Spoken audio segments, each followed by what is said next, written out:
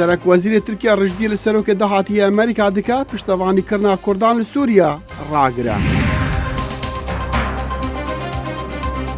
اپوزیسیون سوری بشداری خود دانستاندن آشتی دا دگل حکومت راگرتن. اونوش دارکی امریکی خو بخش نخوشن شرپنجه نخوشخانه که حرم کردستان عراقی چاره سر دکا.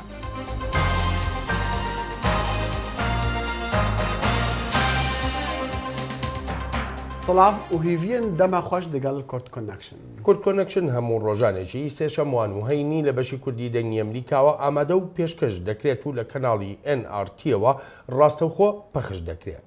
سەرۆکوەزیری تورکیا چ داوایەکی لە بەڕێوەبەرایەتی نوێی ئەمریکا هەیە؟ سەرۆکوەزیری تورکیا هێرش دەکاتە سەر بەڕێوەبەرایەتیەکەی سەرۆک ئۆباما بەهۆی پشتیوانکردنی کوردی سووریاوە.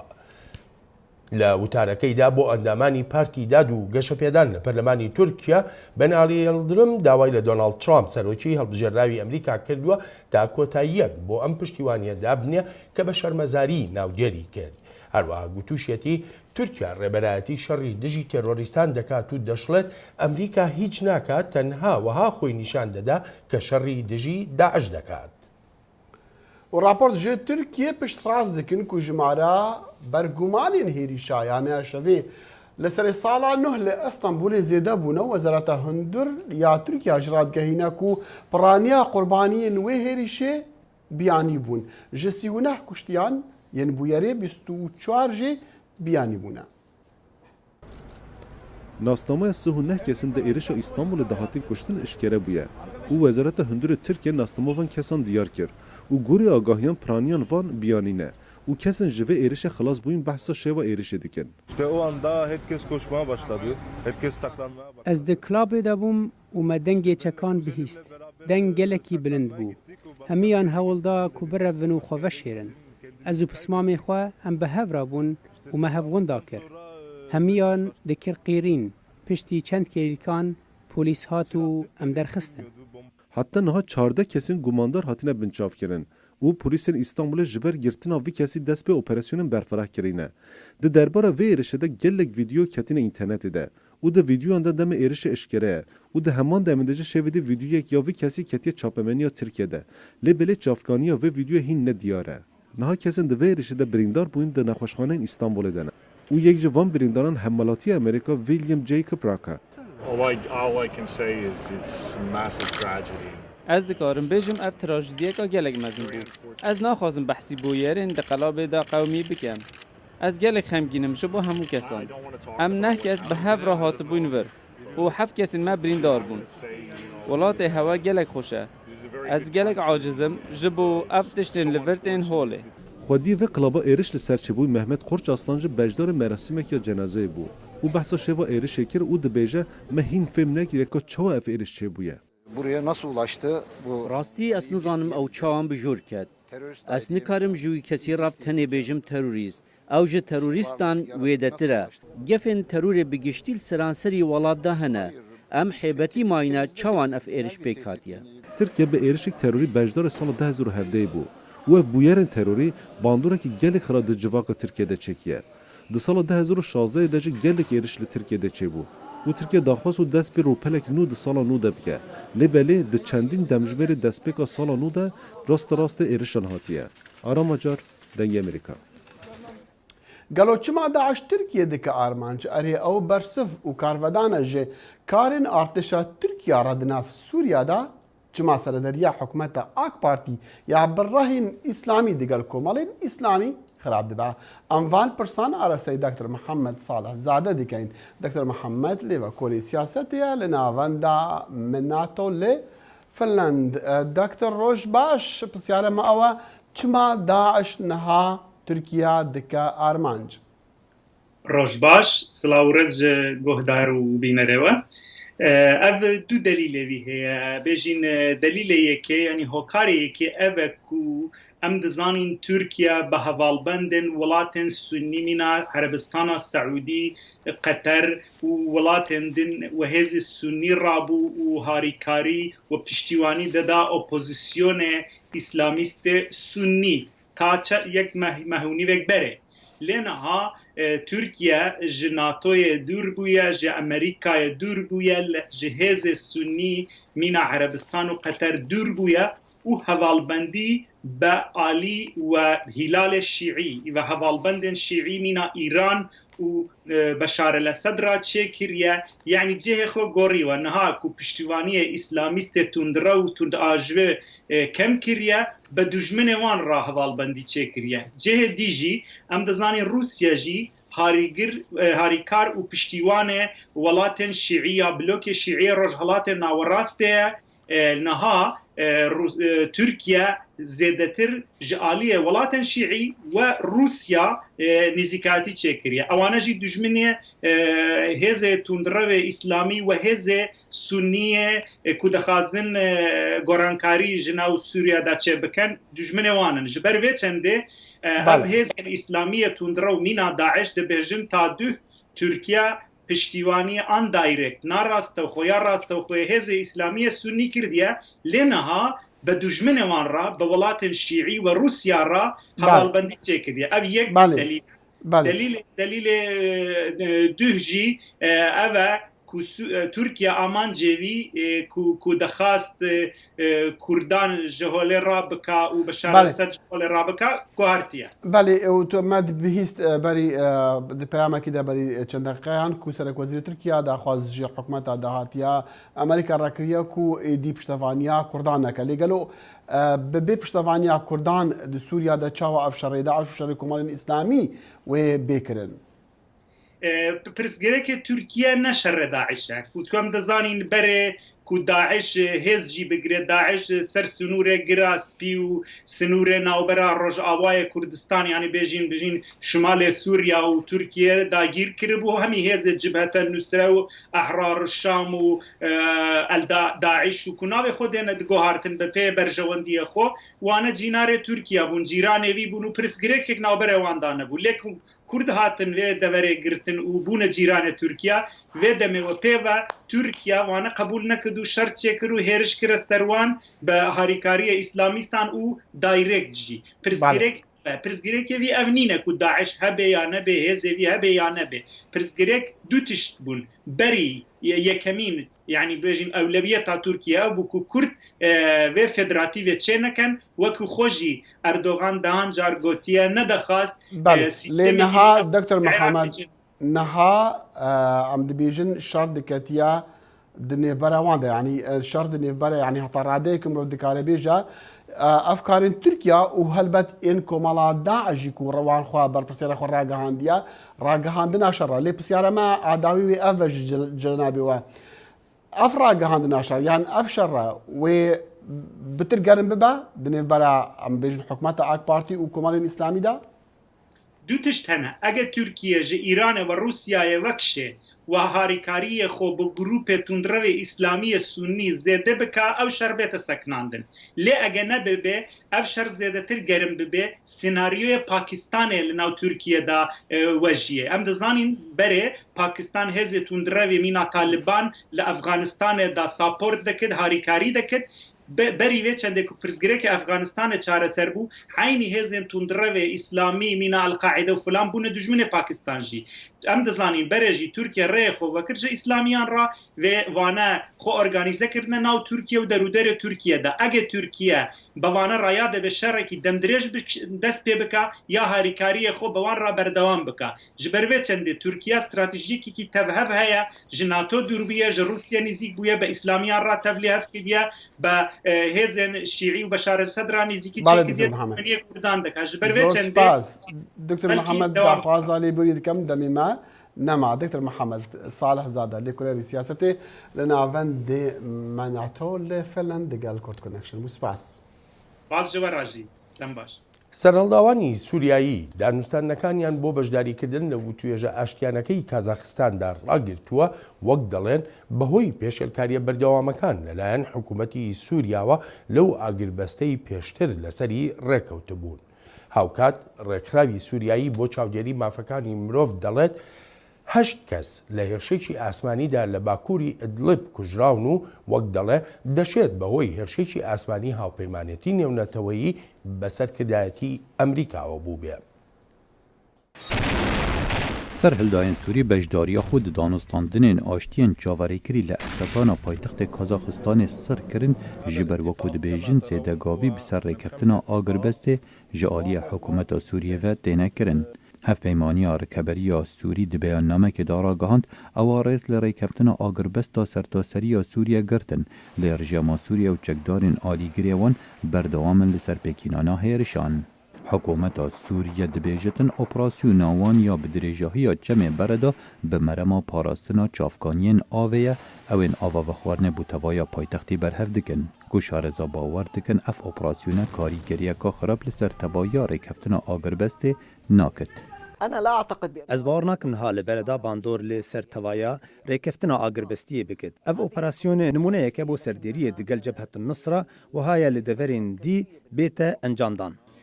Agirbesta bi çavdêriya Rusya û Tirkiye ew ên piştevaniya aliyên cudayên Hevrikiya Sûriye dikin li heftiya Bûrî piştî kombûna Moskû hate ragihandin ku hijmareka komalên çekdar wekû Daeş û Fethê Şam bi xwe ve nagirit. Her wisa komalên çekdarên başûrê Sûriye li derveyê rekeftinê ne. ev rekeftinê ne sertaseriye bi wateyeka dî ew grûpên çekdar ew ên rekeftin îmzakirîn li Bakurê Sûriya cih digirin. Li dema komalên çekdarên başûrê Sûriya rekeftin îmza nekirîne û nebûna mîkanîzma çavdêriyê û jorên hevkariyê astengam peyda dikin. Hevdem digel van bûyeran di hêrişeka asmanî de heşt çekdar li devereka bajêrê Edlib ya Bakurê Rojavaya Sûriye hatine kuştin ku rêberekî ji nejatê Îgûra Rojhilata Çînê di nav da bû. Rapor dibêjin wa pê diçet ev hêrişe ji aliyê koalîsyona bi rêberetiya Amerîka hat bitpêkînan lê bi fermî ji aliyê hêzên hevpeymanan ve nehate piştrast-kirin. Bi heman awayî balafirên leşkerê Tirkiye û Rûsya hêrişên asmanî dijî çekdarên Daişê li bajêrkê Elbap pêkînan û 22 çekdar kuştin û waxuya diket ev renge hevkariye ji encama nizîkbûna Tirkiye û Rûsya li ser pirsa Sûriye. Prosa Agirbest û nexşariya danûstandinên aştiya û veguhastina siyasî ji aliyê civata ewlekariya netewên êgirtî ve divê heftiyê de hate piştevanî kirin ku heta niha hêviyekê bi xwe vedigirit sererayê astangan. Xalid Fetah, Dengê Amerîka. وەک سەرکردە لەشکریەکانی عێراق ئاماژەیان پێکردووە توانراوە زۆر بەشی ڕۆژهەڵاتی شاری مووسڵ لە دەستی داعش ڕزگار بکرێت. هاوکات لە میانەی سەردانە یەک ڕۆژیەکەیدا بۆ عێراق سەرۆکی فەڕەنسا لەگەڵ گەورە کاربەدەستانی عێراقیدا باسی لە ڕۆڵ و پرەنسیپەکانی وڵاتەکەی کردووە وەک ئەندامێکی هاوپەیمانێتی دژی دەوڵەتی ئیسلامی. هاوکاتی بەرەو پێشچوونەکان لە ئۆپەراسیۆنی ئازادکردنی شاری مووسڵدا سەرۆکی فەڕەنسا بە سەردانێکی یەکڕۆژی دەگاتە عێراق بە مەبەستی نیشاندانی بەردەوامی پشتیوانی نێونەتەوەیی لە شەڕی دژی تێرۆریستانی دەوڵەتی ئیسلامیدا. فەڕەنسا لە هەموو ئاستەکاندا بەردەوامە لە پشتیوانی عێراق بە تایبەتیش لە ڕووی لەشکری و مرۆڤانەشەوە. لە پاش لە ناوبردنی داعش فەڕەنسا و وڵاتانی تری دۆستیش ڕۆڵێکی گەورە دەبینن لە ئاوادانکردنەوەی وڵاتەکەدا. ئێمە دوژمنێکی هاوبەشمان هەیە تیرۆریزمە داعشە و ڕادیکالەکانن پێویستە لە عێراق و لە سووریا ژەناو ببرێن پێویستی شەلە و پەیوەندێت بگەین کە لە نێوان ئەمانە و ئەو تاکە کەسانەدا هەن کە هێرشەکانیان لە وڵاتانی تردا دەکەن. وەک سەرکردە لەشکریەکانی عێراق ڕایدەگەیەنن زیاتر لە 160 ناوچەکانی ڕۆژهەڵاتی مووسڵ لە دەستی داعش ڕزگار کراون.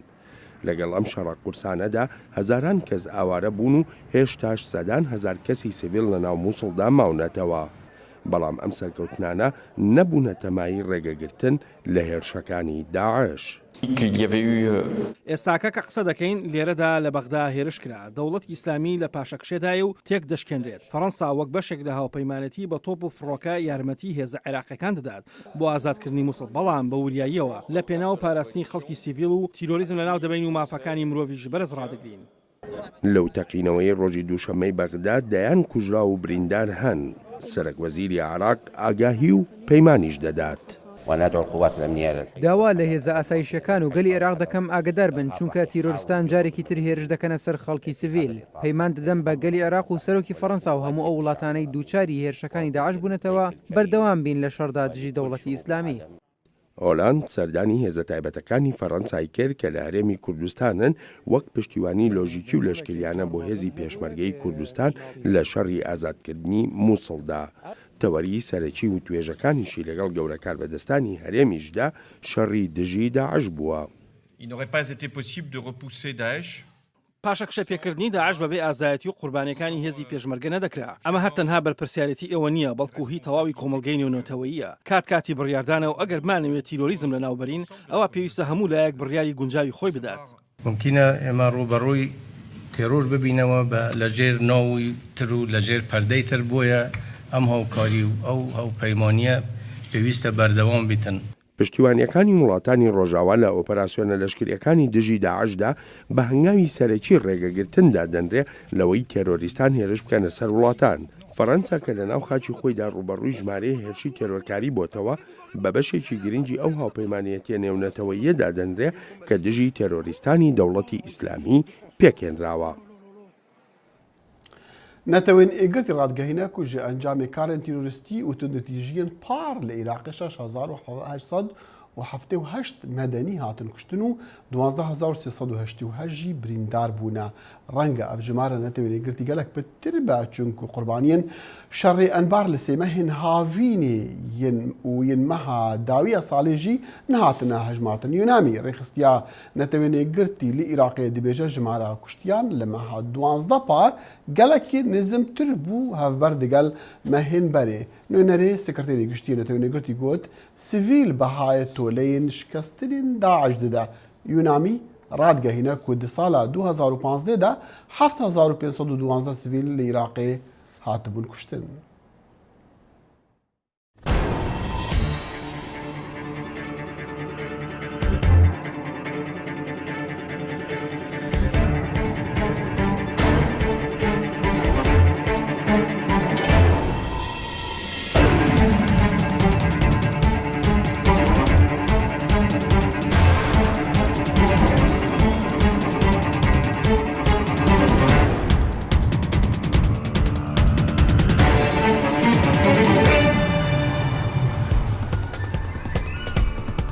NRT, Kurdistan's #1 news channel. چارەنووسی چالاکوانێکی مانگرتوو لە خواردن بۆ تەمایی شەپۆلێکی ناڕەزایی ڕێگەپێنەدراو لە دەرەوەی زیندانی ئەڤین لە تاران. ئارەش سادقی چالاکوانی ئێرانی بۆ ماوەی 73 ڕۆژەمانی لە خواردن گرتووە وەک فشارێک تا هاوسەرەکەی لە زیندان ئازاد بکرێت.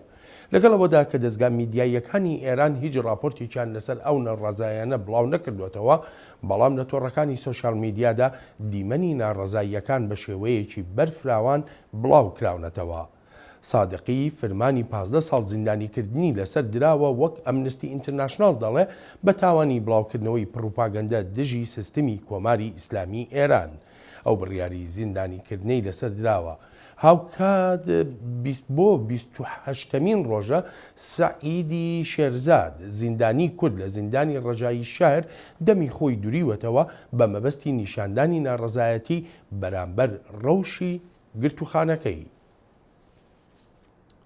مشتومەر لەسەر کارن هاکردنی یەن رووسیا لە ئەمریکا وێ بەردەوامیە یانوێ بەردەوامی هەبە لە ساڵە 2017دا و دێ بمینە سەرگێژی لە ڕۆژین داویên birêveberiya Obama هەروەسا dest pêka serokatiya Donald Trump. Ev pirs germ dimîne piştî ku Amerîka tolên û li ser Rûsya ragihandî ji ber hakkirina kompîteran û herwesa iddia karîgeriya wan li ser helbijartinên Amerîka.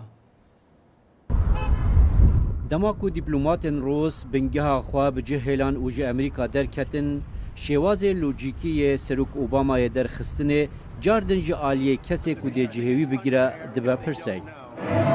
Ez gelek derbarê hakeran dizanim. Êrişên internetê gelek ya bi zehmet e bihête destnîşan kirin. Dibe ku yekî din be. Her wesa ez gelek tiştan dizanim. Yên ku kesên din nizanin. Bi vî awayî ew nikarin piştrast bin. Eger wî bawerî bixwe heba wekti serokê divê ew êdî vî awayî neaxive.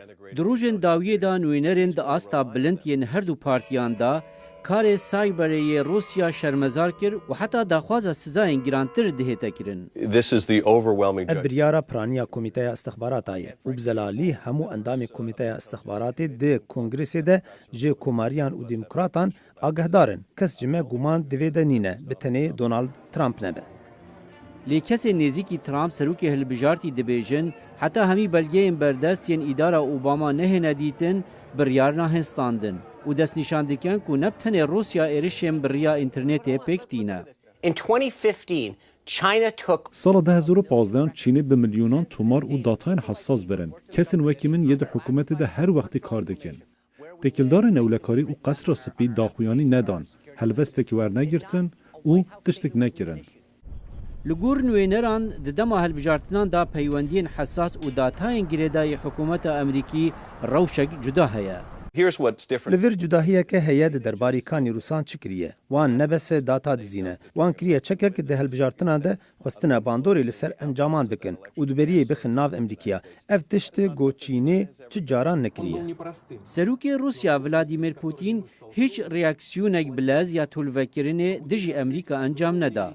Da ku helwesta Trump qazanc bike. Bihîvme ku dême peywendiyê gelek baş di gelekî welatan hebît ji wan Rusya û Çîn. Di rastiyê da demasûn da destûriya ji bo serokatiyê tê xwarin, wî çaxî Donald Trump li ofîsa Glover ji Obama zêdetir dêçav bi berpirsên hikûmetên biyanî bikeve. سەرۆک ئۆباما لە دوایین ڕۆژەکانی سەرۆکایەتیەکەیدا و ئەو کاتەی تەمەنی 47 ساڵ بوو بووە سەرۆکی ئەمریکا پەیمانی هیوا و گۆڕانکاریدا. ئێستاش پاش 8 ساڵ لە سەرۆکایەتی کە کۆشکی سپی جێدەیەڵێ بەرزترین ڕێژەی پەسەندکردنی هەیە لە مێژووی نوێی سەرۆکەکانی ئەمریکادا. بەڵام سەرۆک ئۆباما کۆشکی سپی بۆ دۆناڵد ترامپ جێدەهێڵێ کە پەیمانی داوە زۆرێک لەو کارە سەرەکیانەی براک ئۆباما کردوونی هەڵیان بۆشێنێتەوە. دیتنی یەکەم ئەفریقایی ئەمریکایی کە بۆ یەکەم جار وەک سەرۆکی ئەمریکا هەڵبژێردرا لە دەمێکدا لەگەڵ خێزانی دەستی دوو کچەکانیان گرت بوو ڕەنگ بێت بۆ هەمیشە سیمای ئەمریکای گۆڕیوە کە چێ دەتوانێت بچێتە ئافیسی سەرۆکایەتی. ئەگەر کەسێک لە نێو ئێوە هێشتا گومانی هەیە کە ئەمریکا شوێنێکە شیانی ڕوودانی گەلێک شتی تێدایە هێشتا پێی سەیرە ئاخۆ ئاواتی دامەزێنەرانی ئێمە لە سەردەمی ئێمەدا زیندووە کە هێشتا دەسەڵات دیموکراسی ئێمە دەخاتە ژێر پرسیار ئەوە تا وەڵامەکەی لێرەیە. خەڵکی ئەمریکا ڕێزی زۆریان بۆ باوێنی ئۆباما هەیە ئەگەرچی لەگەڵ هەندێک لە ڕێبازەکانی کۆگنین. ڕەنگە زیاتر لە هەر سەرۆکێکی تر ژیانی بنەماڵەیی ئاوێتەی کاری ڕێبەری کردووە. ئەوەش بۆ ئەنجامدان کارێکی ئاسان نییە. لە سەرەتا ئۆباما تویشی خستە سەرهێنانی بن لادن بۆ بەردەم عەداڵەت. ڕێبەرێکی ئەڵقاعیدا کە خۆی لە چەند جۆرج دەبلیو بوش ڕزگار کرد. درنگانی ئێوارەی یەکشەمە 2 مانگی مای 2011 سەرۆک ئۆباما قسەی بۆ خەڵکی ئەمریکا کرد. ئەم شەو دەتوانم بە خەڵکی ئەمریکا و بە جیهان بڵێم کە ئەمریکا کردارێکی ئەنجامدا تێیدا ئوسامە بن لادن ڕێبەری قاعیدە و تێڕوستێکی کوشکە پرسیاری کە بەرپرسیاری کوشتنی هەزاران پیا و ژن و منداڵی بێتاوان بوو. بەڵام بە دوای ئەو سەرکەوتنە گەورەیەدا شەڕی خوێناوی نێوخۆی لە سووریادا دەستی پێکرد و لە 21 ئاگوستی 2012 ئۆباما هۆشداریی بۆ بەشار ئەسەد دەرکرد کە سەر لە نوێ هەر بۆ ئەو ڕێبەری ئەمریکا بوو بە گرفت. ئێمە ناتوانین دۆخێکی وامان هەبێت کە چەکی کیمیایی و بایۆلۆژی بکەونە دەستی کەسانی خراپ. ئێمە باشمان بۆ ئەسەد و لایەنەکانی تریش لەو مەسلەیەدا ڕوون کردوێتەوە کە هێڵێکی سوور بۆ ئێمە ئەوەیە دەبینین چەکی زۆر کیمیایی ڕادەگوێزرێن و کەڵکیان لێوەردەگیرێن. ساڵێک دواتر چاودێرانی مافەکانی مرۆڤ کوتیان ئەسەد زیاتر لە 1000 کەسی بە گازی سەرین کوشت. بە پێچەوانەی چاوەڕوانیەکان ویلایەتە یەکگرتووەکان بە زۆر وڵامی نەدایەوە. لێکۆڵەری سووریا حەیەت گوتی هەر ئەو کاتیش بوو کە گەلێک لە سووریەکان بێهیوامانەوە. ئەوەی لە سووریا ڕوودەدات شەڕێک لە نێو شەڕێکی هەرە گەورەدایە. لە نێوخۆدا دوای ڕووداوەکانی ڕەگەزی سەرۆک ئۆباما سەبارەت بە پەیوەندیەکانی ڕەگەزی لە ئەمریکادا قسەی کرد. کوژرانی نو ئەفریقای ئەمریکایی لە کلیسەی گروپی خوێندنی ئەنجیل لە جوونی 2015دا وای کرد سەرۆک سەبارەت بەو نیەت پاچە بدوێت کە بنەماڵەکانی قوربانیان لە بەکوژان خۆش بوون. ئەگەر بتوانین گرنگی بەو نیەت پاکیە بدەین دەکرێت هەر شتێک بگۆڕدرێت. نیەت پاکی سەرسوڕهێنەر چەند باشە بەدبەختێکی وەکو منی ڕزگار کرد. لە ئاستی جیهانیدا ئۆباما بە پێچەوانەی ڕێبازی مێژووی دەرگای بەڕووی بورما و کوبا کردەوە. لە هاوانە ئەو ڕاستەوخۆ سەردانی خەڵکی کوبای کرد. لەگەل یەک ڕێگایانەوە ئەمریکا و کوبا وەک دوو براین و ئەگەرچی هاوخێنین بەڵام بۆ ماوەیەکی درێژ لەگەڵ یەکتر دۆست نەبووین. وێدەچێ سەرۆک بوو بەهۆی خۆشحاڵی لەگەڵ ئەو گەنجانەیە ئەو گروپەی ڤێتنام تێکەڵاوی هەبێت. پێشەوەی وەڵامی پرسیارەکەت بدەمەوە هەندێک سەما bکە.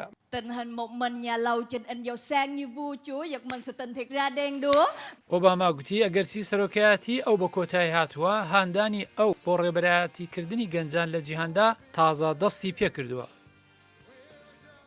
و سەرۆکێن و هەڵبژارتی ئەمریکا دۆنالد ترامپ دەبێژە کوریای باکوور چەکێ ناوۆکی و بگەهات ئەمریکا دروست ناکات. ترامپ لەسەر تویتەرێ خوا ئەف نویساندیە ئەو قەت نابە بێچ و هورکاریان بدا. ڕاگەهاندنا ترامپ ڕۆژێکی بوو پشتی ڕێبەری کوریای باکوور گوتی نزیکە وڵاتیوی موشەکێک بالیستیکیە بەسەر کێشوەران ڕا تاقی بکە.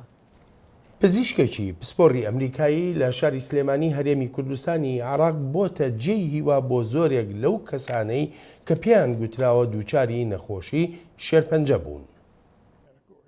لە پێش هاتنی پرۆفیسۆر مایکل بۆ هەرێمی کوردستان چەند جارێک پشکنینی نەخۆشی شێرپەنجە بۆ خەڵک کراون کە هەندێکیان ژن بوون و پیان وتراوە شێرپەنجەی سنگت هەیە و بە هەڵە نەشتەرگەریشیان بۆ کراوە یاخود وادایان بۆ نەشتەرگەری بۆ دانراوە بەڵام پاش ئەنجامدانەوەی پشکنین لەلایەن پرۆفیسۆر مایکلەوە مژدەی ئەوەی پێدراوە کە شێرپەنجەیان نییە و هیوای ژیانیان پێدراوەتەوە.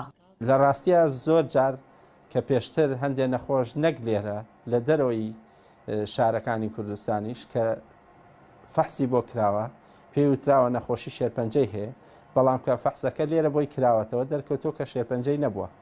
من لێرە ئۆبشانە. پرۆفیسۆر مایکل هاسن ئەو پزیشکە ئەمریکی کە خەڵکی ویلایەتە یەکگرتوەکانی ئەمریکایە و لە ساڵی 2004ەوە هاتۆتە هەرێمی کوردستان و لە بوارەکەی خۆیدا وەک پسپۆڕی بواری دەستنیشانکردنی نەخۆشی شێرپەنجە خۆبەخشانە خزمەتگوزاری تەندروستی بۆ نەخۆشەکان دابین دەکات. من هێشتا هەر سەرۆکی بەشی نەخۆشیەکان بووم لە زانکۆی میسیسیپی لە سنتەری تەندروستی جاکسن دوایەوەی جەنگی ساڵی 2003 دەستی پێکرد. ئەوە هەوڵێکی گرنگ بوو. ئێمە بەشێکین لە هەوڵەکانی ئەمریکا بۆ گەشەپێدان. ئێمە کۆنتراکتمان هەبوو بۆ دابینکردنی تیمی فێرکاری بەڵام بەهۆی بارودۆخی ئاسایش نەمانتوانی درێژە بە پرۆژەکانمان لە شاری مووسڵ بدەین. هەر بۆیە هاتینە هەرێمی کوردستان و کار دەکەین. ئەو سەبارەت بۆ پشکنین و چارەسەریانەی کە بۆ نەخۆشەکانی کردووە لە هەرێمی کوردستان و عێراق دەڵێت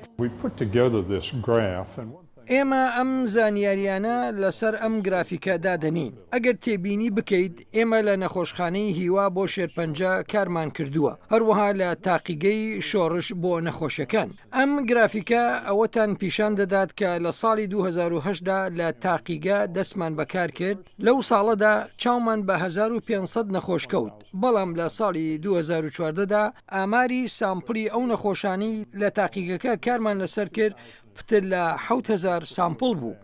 ئەو ئامارە کەمی نەکردووە. ژمارەیەکی زۆر زۆرە من ناتوانم ئێستا بڵێم عەدەدەکەوەنێ لەوە چێ لە ملیۆنان فەحس کرابێ. ئەوەی کارێکی ئاسان نییە ئەوەیە کە بە کەسێک بڵی تۆ تووشی شێرپەنجە بوویت بەڵام ئەو کەسە ئەو نەخۆشی نەبێت. هەروەها ئەوەی ئاساییە ئەوەیە کە بتوانیت دەستنیشانکردنێکی وردی نەخۆشی شێرپەنجە بۆ کەسەکە بکەیت بۆ ئەوەی چارەسەری نەخۆشیەکەی بکەیت. هەموو کات خەڵکان دێن بۆ لامان لەسەر شەقام دەیان بینین یان لە دوکان و بازاڕەکانی نزیک نەخۆشخانەی شۆڕش چاومان پێیان دەکەوێت. ئەو کەسانش سوپاس و پێزانینی زۆریان بۆمان هەیە بۆ ئەو خزمەتە تەندروستی پێشکەشیان دەکەین. ژیار محەممەد دەنگی ئەمریکا سلێمانی. بهیڤیا ساحی و سەلامەتیەوە خۆدا حافیز. هەر شاد بن.